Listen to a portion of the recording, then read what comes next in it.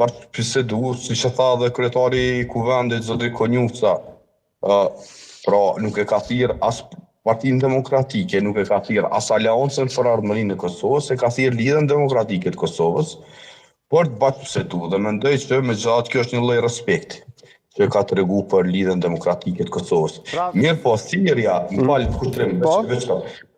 mirë po thirrja e Bizhikut në gjuhë linçuese nuk mund të merret ta themi përballë, sepse të tillë gjuhë linçuese në kuvend të Kosovës dhe jashtë saj ka pas mendoj në formë të barabartë së bashku me Partinë Demokratike, bile pak ma shumë dhe Lidhja Demokratike e Kosovës. Reza, patët me hile pse ju drejtuat LDK-s, pse nuk ju drejtuat PDK-s? Apo PDK-s do t'i drejtohen në të ardhmen?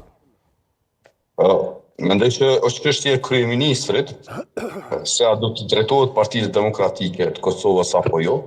Sipas mendimit tim, sepse unë kam mendim timin, nuk pajtohem pra me parafolsin aty që tha me Matoshe. Që me deputetët e vetëvendosjes, pra, siç e thot për që jemi robot, e dinaj që unë nuk jam robot. Pra, mendoj që nuk do t'aftoj në takim Partinë Demokratike për të bashkëbisedu në kuptimin e një lloj koalicioni me ta.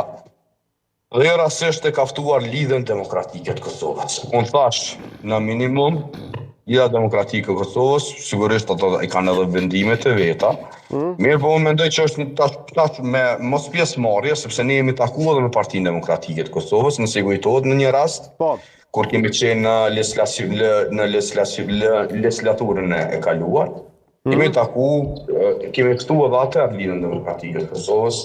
Nga Lidhja Demokratike e Kosovës të cilësu si gabim, pjesëmarrja e Partisë Demokratike gjashtë e rezultoi me sukses sepse kaluan disa ligje të cilat pra kërkonin shumicë të dyfish dhe të cilat ishin për të mirë qytetarë. Arbër, se kam shumë komente këtu nga studio, ti po i vendos, do të po e heq nga tavolina PDK-n, tani LDK-ja është hequr vetë, AK-n e keni hequr, me këtë do ta bëni qeverinë? Unë thash, kur po flas në atë si çfarë mendoj unë kur shtrem. Po pra, po me ty jam duke folun.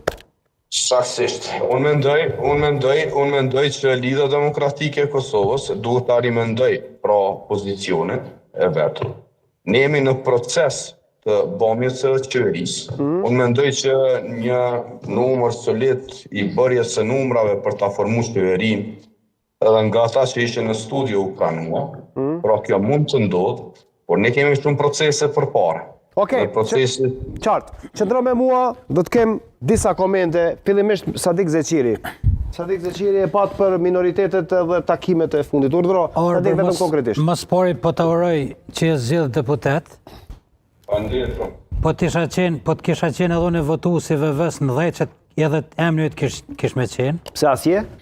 E kisha votuar për Rexhen. Asje votuesi VV-s se mendova që i VV-s? Jo, nuk jam votuesi VV-s, por me pa qenë votuesi VV-s në 10 ndoshta i treti, i katëri njëri kash me qenë listën që kisha votu. Unë veç një pyetje po du me ta bëj si shkurt. Sot kryeministri e ka takuar kryetarin e Bashkisë Islame të Bosnës. Dhe në delegacion ose në krahun e kryeministrit ka qenë edhe meftiu i Kosovës dhe kryetari i vakatit Rasim Demiri, i cili është zgjedhur deputet i kuvendit të Kosovës.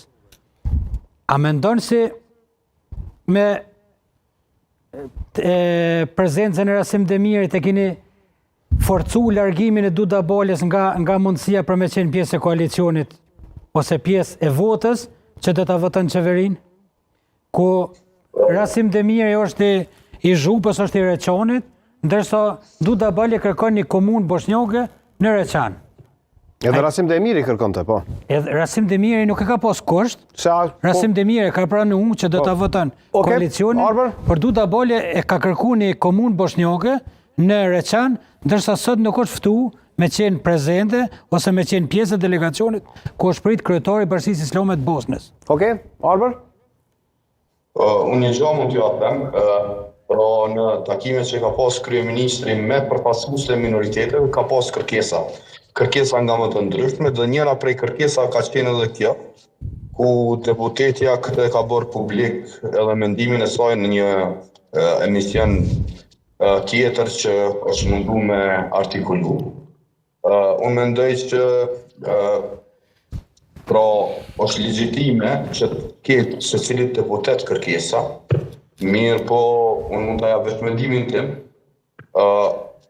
Unë nuk mendoj që du ta balje si përfaqësuese e një pjesë të bosnjakëve nuk duhet të jetë pjesë e qeverisë. Ajo duhet të jetë pjesë e qeverisë. Dhe besoj që do të jetë pjesë e qeverisë. Dhe natyrisht komunën bosnjake me vonesë, shumë me vonesë, unë mendoj që është një lloj arsyetimi për bllokim. Sepse nuk mendoj që është një tezë kur thash ne me këto probleme të cilat i kemi përpara, Po. duhet të fokusohemi tek një deputete e cila ka një kërkesë që ka të bëjë me një komunë bosnjake. Tash unë e bëj një pyetje, domethënë në kuptimin ma legjitim të mosëm. Si do të funksionoj komuna, kjo komunë bosnjake, me të themi qytetin e Reçanit, ju gjithë e dini ku është Reçani, si do t'i merr ajo komunë pra të ardhmët.